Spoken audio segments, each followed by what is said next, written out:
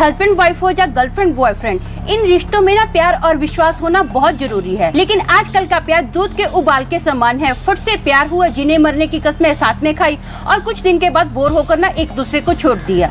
यहाँ तक तो ठीक है, लेकिन एक दूसरे को छोड़ने के लिए पीछे भूत प्रेत लगाना क्या कोई सही बात है? मनीषा और रंजीत की कहानी भी कुछ इस तरह की है। सच्चे प्यार की कस्में खाने वाले इस जोड़े ने एक दूसरे का जो हाल किया, उसे सुनकर आपके भी होश उड़ जाएंगे और आप ये सोचने पर मजबूर हो जाएंगे और कहेंगे कि क्या इसे ही प्यार कहते हैं। हेलो दोस्तों, मेरा नाम अमन है। मैं आप सभी के मनपसंद यूट्यूब चैनल कहानी रंगमंच में आपका स्वागत करती हूँ। उम्मीद करती हूँ कि आप सभी अच्छे और स्वस्थ होंगे। इसी तरह की वीडियो देखने के लिए हमेशा मेरे साथ बने रहिए। तो चलिए शुरू करते हैं आज का भयानक किस्सा। दोस्तों, आज का जो किस्सा है ये पंजाब के एक शहर अमृतसर का किस्सा है। वहाँ पर मनीषा नाम की एक लड़की जिसकी उम्र 22 साल की है, ये एक प्राइवेट हॉस्पिटल में नर्स का काम करती है। मनीषा वैसे तो नेपाल से बिलोंग करती है, लेकिन उसकी जो पूरी फैमिली है ना वो अमृतसर में शिफ्ट हो गई है। मनीषा के हॉस्पिटल में ना एक रंजीत नाम का लड़का है जो रिसेप्शन में काम करता है। इसकी मनीषा से बहुत अच्छी दोस्ती हो जाती है। जो रंजीत है ना वो देखने में बहुत ही हैंडसम है, एकदम हट्टा कट्टा गबरू नौजवान है और वो बात करने में इतना पावरफुल है ना कि कोई भी उससे बात करता है तो उसकी बातों में फट से आ जाता है। अब मनीषा ना धीरे धीरे इससे दोस्ती करती है। दोस्ती करने के बाद इनकी जो दोस्ती है प्यार में बदल जाती है। इनके अफेयर की जब न्यूज ना इसके स्टाफ को पता चलती है तो स्टाफ वाले ना सीधा मनीषा को बोलते हैं कि देख, रंजीत जो है ना अच्छा लड़का नहीं है, वो लड़कियों के साथ फ्लर्ट करता है, उनको यूज करता है और बाद में छोड़ देता है। वो तेरे साथ भी ऐसा ही करेगा, तो इसको छोड़ दे। अब क्या होता है कि सावन के अंधे को तो हरा हरा दिखाई देता है। वो क्या करती है, लोगों की बात एक कान में डालती है और दूसरे से निकाल डालती है। वो लोगों की बातों की कोई परवाह नहीं करती है। इनको अफेयर हुए ना अभी 6 महीने हो गए हैं। एक दिन ना मनीषा रंजीत को बोलती है कि ऐसा करते हैं, हम लोग शादी कर लेते हैं। रंजीत बोलता है, अरे यार इतनी जल्दी शादी का क्या है, थोड़ा लाइफ को एंजॉय करते हैं ना। तो मनीषा बोलती है, शादी के बाद भी तो लाइफ एंजॉय की जा सकती है, ऐसा थोड़ी कि शादी से पहले ही एंजॉय की जा सकती है। तो बोलता है, हाँ मुझे थोड़ा टाइम दे। अब थोड़े कुछ ही महीनों के बाद ना फिर से मनीषा उसको बोलती है कि चल शादी करते हैं। अब ये बोलता है, हाँ हाँ मैं करता हूँ बस मुझे थोड़ा और टाइम दे। तो ये बोलते कितना टाइम चाहिए, थोड़ा टाइम दे थोड़ा टाइम दे। कितना टाइम हो गया है हम दोनों के अफेयर को, अब तो शादी कर लेनी चाहिए। तो बोलता हाँ हाँ। अब ना क्या होता है, ये जो मनीषा की जो ड्यूटी है वो डे की हो जाती है और रंजीत की ड्यूटी नाइट की हो जाती है। मनीषा कई बार इसको कॉल करती है, मैसेज करती है, ये ना तो कोई कॉल का रिप्लाई करता है और ना ही कोई मैसेज का रिप्लाई करता है। ये ना डे बाय डे मनीषा को इग्नोर करता जा रहा है। मनीषा को बहुत डाउट होता है कि कुछ तो चक्कर है। वो जब इसकी खबर लगाती है ना तो उसको पता चलता है कि इन्हीं के हॉस्पिटल में ना एक नई लड़की आई है, आजकल रंजीत का अफेयर उससे चल रहा है। ये बात सुनकर ना मनीषा एकदम आग बबूला हो जाती है। वो इसके घर पर आती है और बहुत ज्यादा झगड़ा करती है, दोनों में हाथापाई भी होती है। तो मनीषा बोलती है, देख अगर तूने मेरे साथ कोई चीट किया ना तो मैं तुझे काट डालूंगी, तू मुझे धोखा नहीं दे सकता है, तुझे मेरे साथ शादी करनी ही होगी। अब ना मनीषा इसी के घर पर रहना स्टार्ट कर देती है। दोनों में कोई बातचीत नहीं होती है। जब भी बातचीत होती है ना तो लड़ाई झगड़ा स्टार्ट हो जाता है, दोनों की हाथापाई होती है, एक दूसरे का मुंह देखना भी पसंद नहीं करते हैं। फिर भी मनीषा कई बार एफर्ट्स करती है कि चलो मैं आगे से बात करती हूँ, लेकिन जो रंजीत है ना कंटिन्यू इसको इग्नोर ही करता जा रहा है। अब मनीषा भी बहुत डिप्रेशन में आ जाती है, लेकिन फिर भी वो रंजीत के घर से जाती नहीं है, इसी के घर में रहती है। अब एक दिन क्या होता है, रंजीत ना बहुत अच्छे मूड में आता है, बहुत सारे फ्लावर्स लेकर आता है, केक लेकर आता है और ना घुटनों के बल झुक के मनीषा को बोलता है कि सॉरी, मेरे से ना बहुत बड़ी गलती होगी, मैंने तेरे साथ जो किया ना मैंने बहुत गलत किया है, प्लीज मुझे माफ कर दे। हम लोग ऐसा करते हैं, अपनी जिंदगी ना फिर से नए सिरे से शुरू करते हैं। ये बोलती है ठीक है। अब ना ये अपने हाथों से रंजीत मनीषा को केक खिलाता है।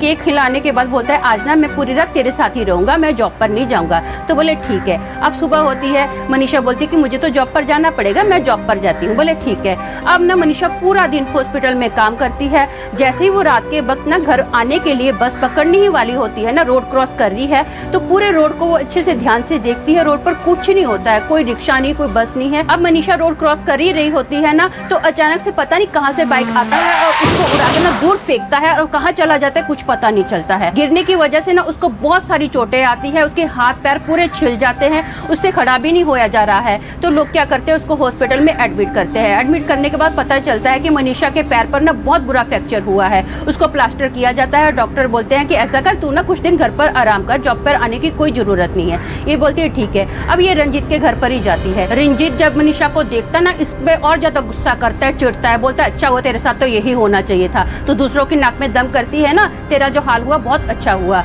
अब मनीषा को समझ में नहीं आता, ये अच्छे से पहले तो मेरे साथ रह रहा था, एक दिन पहले अच्छे से बात कर रहा था, अब अचानक से इसको क्या हो गया उसको समझ ही नहीं आता है। रंजीत ना जब भी उससे बात करता था इससे झगड़ा ही करता था। अब ये कंटिन्यू घर पर है ना, तो इसके साथ अजीब अजीब सी हरकतें होने स्टार्ट हो गई हैं। इसको समझ में नहीं आ रहा कि मेरा बहम है कि क्या है। जब ये सोती है तो इसको ऐसा फील होता है कि जैसे कोई इसके सर के पास खड़ा है, कभी इसको लगता है कि इसके पैर के पास खड़ा है, कभी कभी इसको ऐसा फील होता है कि खिड़की से कोई इसको घूर घूर के देख रहा है। डे बाय डे ना मनीषा की जो हेल्थ है एकदम गिरती जा रही है। वो पूरा हड्डियों का ढांचा हो गई है, उसके जो बाल है ना वो भी गिरने स्टार्ट हो गए हैं। कुछ ही दिन में ना मनीषा की जो उम्र है उसकी दुगनी उम्र लगने लग जाती है, बुड्ढों के जैसा वो दिखने लग जाती है।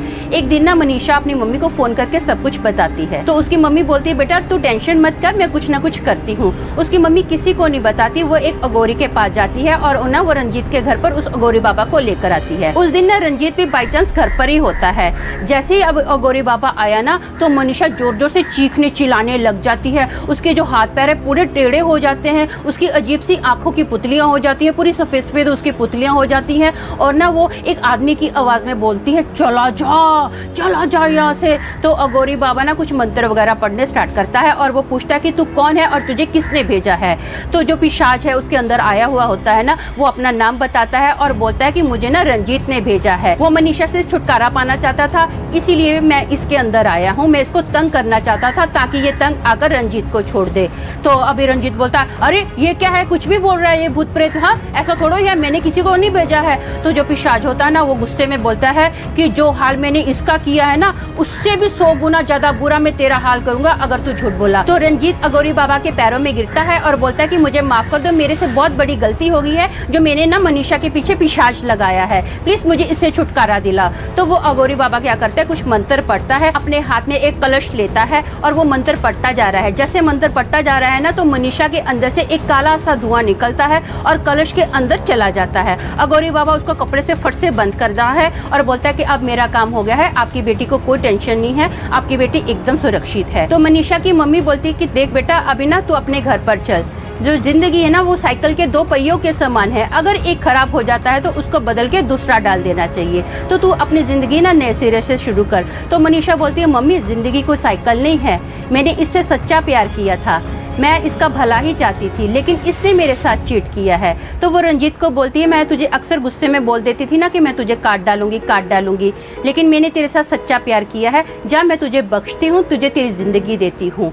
इसे सच्चा प्यार नहीं कहते हैं जो तूने मेरे साथ किया। मनीषा उसके घर से हमेशा के लिए चली जाती है। अब मनीषा जॉब तो कर रही है लेकिन उसने ना कभी किसी के साथ ना तो दोस्ती की ना ही प्यार किया। फाइनली वो अपनी जिंदगी अकेले ही स्पेंड कर रही है। जब से मनीषा के अंदर से ना वो पिशाच निकला है, डे बाय डे उसकी हेल्थ अच्छी होती गई और जो उसकी स्किन थी ना पहले के जैसी नॉर्मल हो गई। तो दोस्तों मेरा मानना ये है कि हमेशा ना कबूतर की तरह प्यार करना चाहिए लेकिन बाज की तरह नजर रखनी चाहिए। कबूतर की तरह प्यार करने का मतलब है कि हमेशा नम्र रहना चाहिए और बाज की तरह नजर रखने का मतलब है कि दूर तक देखना चाहिए। अगर हम किसी से प्यार करते हैं ना तो उसको एक बार नहीं बल्कि 3 बार परखना चाहिए, तभी हमको सच्चाई का पता चलेगा कि कौन सही है और कौन गलत है।